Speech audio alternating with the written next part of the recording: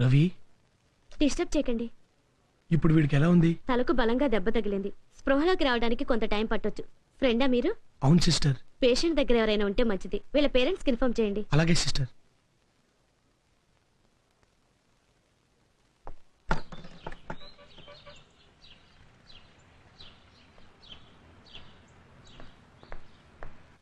ఎవరు కావాలమ్మా?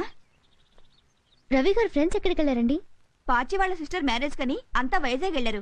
వస్తే ఏమన్నా చెప్పమంటావా? ఏ లేదండి, రవి గారికి ఒక చిన్న యాక్సిడెంట్ అయింది. అరేరే, ఇప్పుడు ఎలా ఉందమ్మా?